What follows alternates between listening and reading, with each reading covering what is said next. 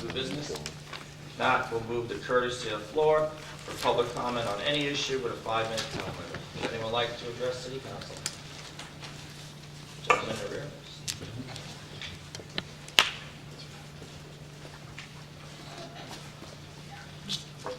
Good evening to everyone, and good evening to the board. It's my first time to one of the meetings.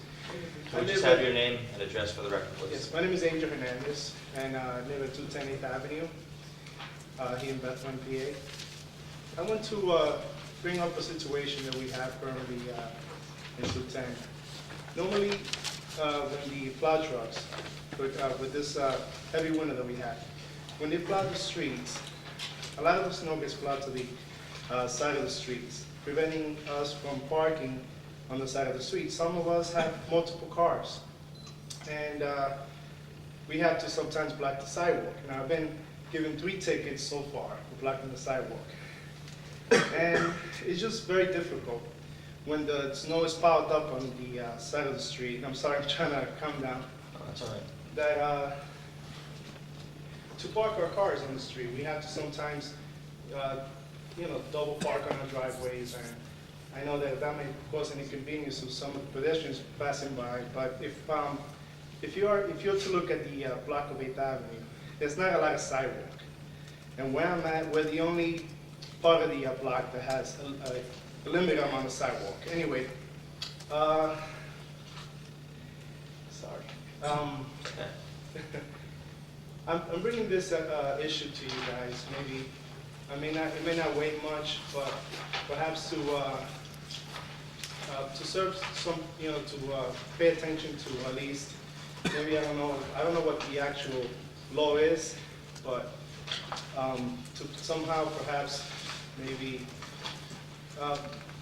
we can come up with a resolution to when it snows this much during the wintertime, that some of us that live there are allowed to, for the time being, until the snow at least melts, or we can at least go back to parking on the side street, to be able to park on our driveways. Unfortunately, blocking the sidewalk a little bit until, as I said, we can park on the side streets again. And I know there's a lot of us have been ticketed there for the same reason. Now, I'm the only one from the block that has come out and voiced my opinion.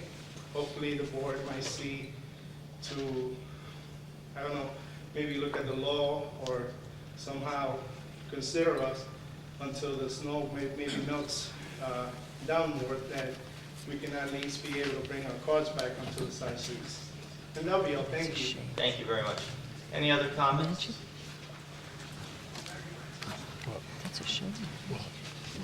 Because they don't close enough, you can't park on your street. I'm Nancy Matazinski from 716 6th Avenue in Bethlehem, Pennsylvania, the west side of Bethlehem. I know what this man was just talking about.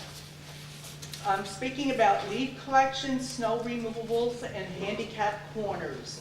First of all, the late Anthony Sakarakis, to me, he was the only one, and since then, no one has compared to him in cleaning the streets for leaf collection and snow collection. For the leaf collection, he started right after Labor Day up until the last leaf came off the tree, and if it was an early snowfall, he got his crew out to clean all the streets in the city of Bethlehem, the main streets, the secondary streets, and even the alleyways. And same with the snow removal.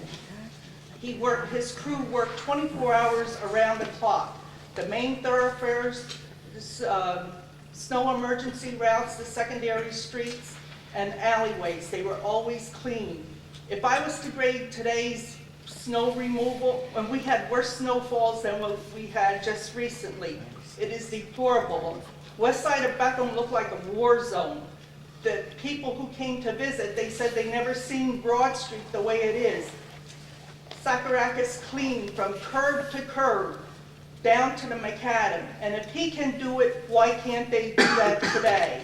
And it's regarding to the handicap slopes, the pitch of the slope, even on a good sunny day, if you're not handicapped, you will become handicapped. And when it's snow and ice, you can't use it. When it rains, heavy rains, you can't use it. So what, it's more of a hindrance than of a help. So when are the city gonna go around and correct and put the curbs back to the way they were? Like years ago when the people were asked to vote, should they close Broad Street? They voted no, but yet the government went ahead and closed Broad Street, and umpteen years later, it cost mega $1,000 more to reopen it, and business has never been the same as before that. And if I was to grade today's work performance in the street, deep in snow, you wouldn't even get an F. You would get a Z, and it wouldn't be for zealous. It would be for zilch for the work performance. If Sakarakis could get his crew to work and move, you can do it today, who's ever in charge. Thank you. Thank you. Any other comments? Mr. Nile? Mr. Rodriguez?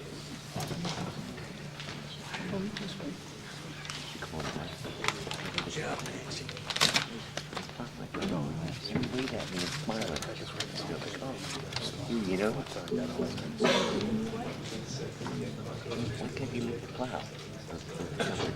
Good evening again, Chuck Nile, 1966 Pinehurst Road, Lehigh County, Northwest Bethlehem.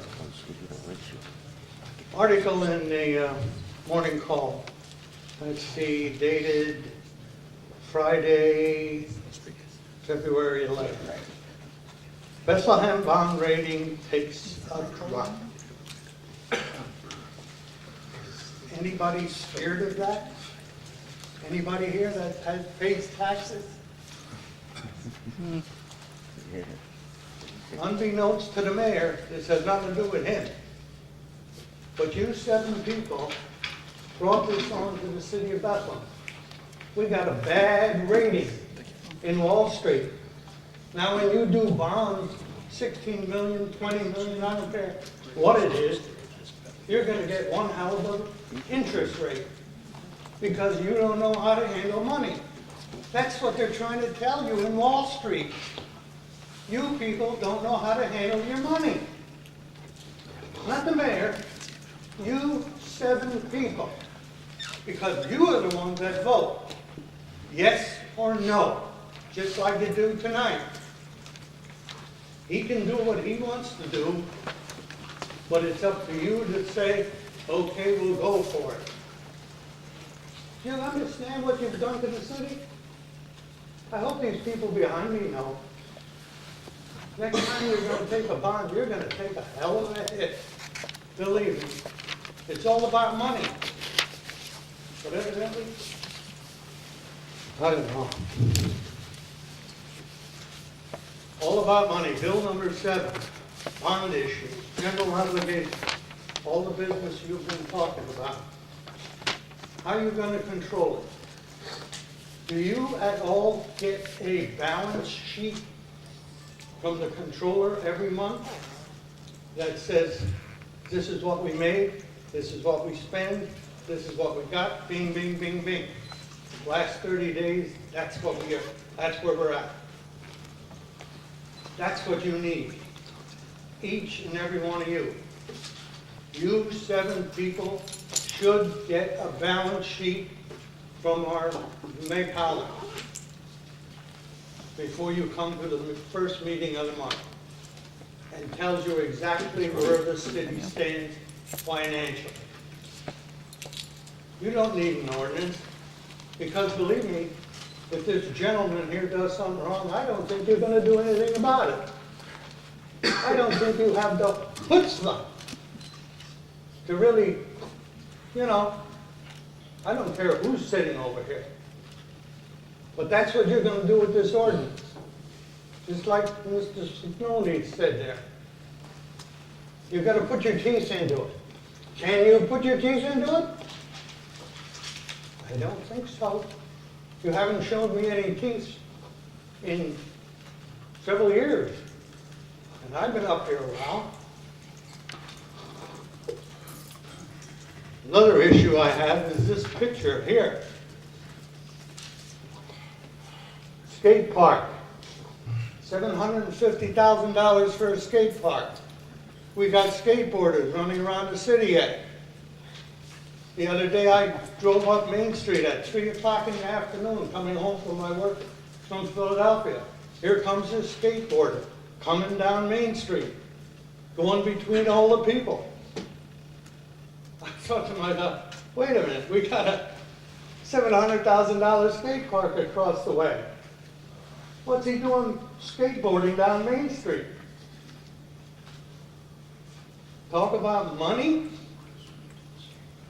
Come on, get with it. I'll bring you some more financial information at the next meeting. Well, by then you'll be in more trouble. All I can hope for is God bless us. Mr. Rodriguez?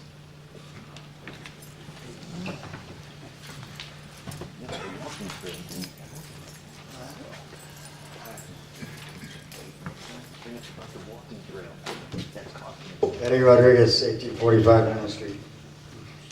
You know, I stand here and I look at comments that are being made here, but who's ever to blame for any of what's going on in the city, you know, has to do with both sides. Okay? Enough said on that.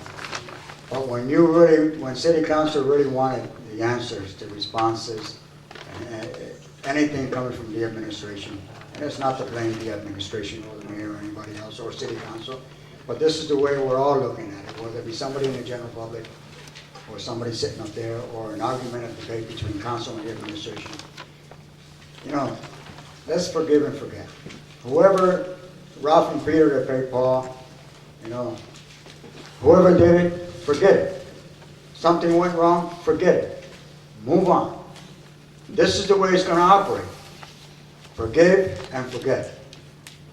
Stop looking for reasons to upset each other. You're building tension, anxiety, stress, and enough said.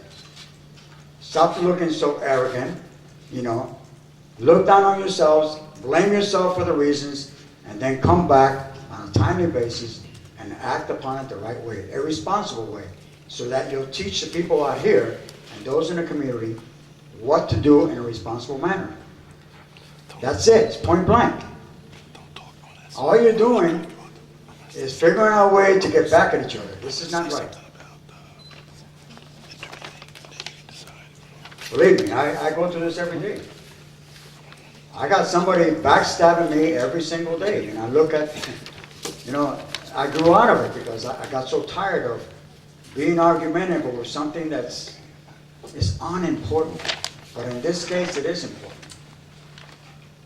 This is City Council and the administration trying to get along to teach us. And this is what we need to be educated. How are we going to respond to use the legislative branch and this other branch here, which runs the city, if you are not coordinating things right? If we have to be looking back on things that should have been and what it wasn't and what didn't take place, that's immaterial now. Move on. I'm going to move on now. Curbside trees are still being cut down. You've got trucks out there that are no signs whatsoever. I've seen tons of them, especially where I live. And I'm not talking about the orange trucks. Many times we have traffic lights throughout the city, particularly on West 4th. On West 4th at Wyandotte that's not working right, or that you have delayed signals. I saw one today. I don't think anybody reported because I stood there for a long period of time and here this thing was going, you know, red, yellow, red, yellow, red. And you got a patrol officer right there, a school crossing guard. You know, it's unsafe for them to step out in the middle of the street and you got somebody ramming you down at a faster speed limit. Ridiculous. Fix these lights. You know, I wish that somehow, if something could come up with what I've been requesting regarding cameras. My question is, can cameras be fixed in such a way, electrically, to be able to install electrical wiring so that you can move cameras to a different location, especially where they're needed. If this is already done, let's do it. If not, let's work on it. Can a camera that's not working in a particular location, okay, for a certain period of time, and be needed in another area, or there's a drug-infested area, or so many incidents are happening, regardless of what the incident, in this case, it's a drug-infested area, can it be moved from one location to another? I asked the police commissioner and city council to look on this, and he knows my request, and I'm not tired of asking. I will continually ask, because I know that it's a necessity for our communities, particularly where these people have been asking me. And so I stand here before representing them once more, because they won't come up here. According to them, it's still a mistrust between the city and them. Regardless, I'm here to represent them and myself. Thank you. Thank you. Wait to hear, and then this gentleman. Good evening, everybody. My name is Gui Shu Fang. I live at 3218 Marchand Drive, Bethlehem. Today I'm here to talk about this zoning issue again, and I'm glad our mayor is here. I was here many times to talk about this issue regarding zoning hearing board. So there is a problem. I understand they're doing the public service like everybody else, make mistakes, but they said that they do a good job. I have, no argument what they do, but the thing is, in my case, I think they didn't do their job. They supposed to enforce the zoning law. They refused to do it, and enabling Eli's live above the law and cause harm to the neighborhoods. I'm here to defending the quality of my life. Zoning hearing board give Eli's farmer market zoning variances, allow them to expand more than 100, close to 300% their legal limits. When they become non-conforming use, according to the document Mr. Lizoche provided, at 1984, their store was 8,000 square foot. They don't have a good record, but at that time, before that time, they already become non-conforming. So according to current zoning law, their market cannot be above 1,200 square feet. Right now, they claim about 13,000 square feet. So their store, one of those storage, like the rental property broken down. I know the business running, they are a small business. They have their right to operate. So their storage is burned down. They have a right to restore at their square footage whatever they burn down. Their square footage is 3,000. Now they want to build more than 8,000. So zoning, we argue with that this is too big because they make this setback only 25 feet to my fence on one side and 40 feet to my fence another side. And the 40 feet, that's next to my patio and deck. And then they close my bedroom about 80 feet. So I did write to Mr. Mayor before. Explain this, I said, let's talk about compromise situation.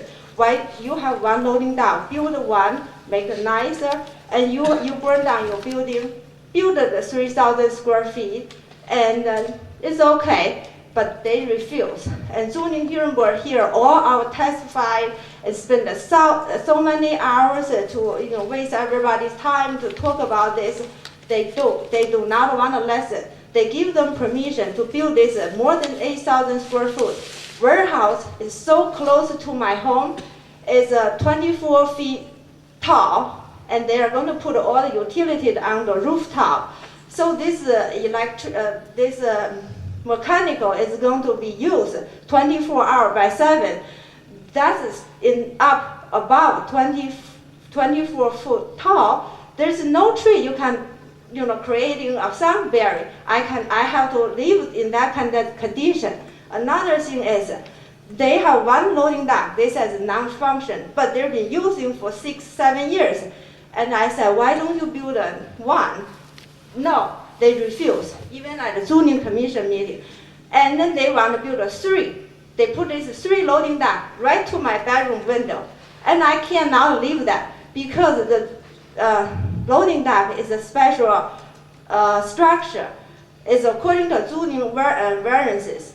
In the RR zone, there shouldn't be a loading dock there, but they're already there. I'm not asking them, wipe your business off. Don't do it. Then I said, okay, but they have a 3. They have this diesel power, this engine emission, this fume is going to poison me, my neighbor. My neighbor is sick. Another neighbor having baby. We're going to, do we deserve this? This is why I'm here. I'm asking people to help me. Zoning hearing board is not perfect. There is room to improve it.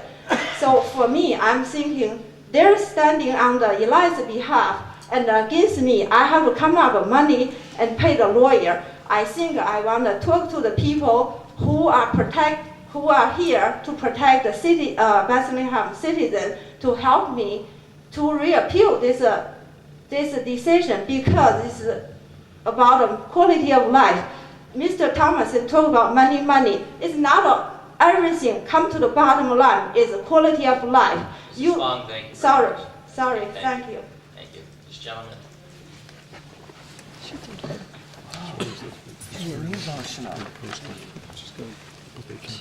This is gonna It's her house. move it by in court.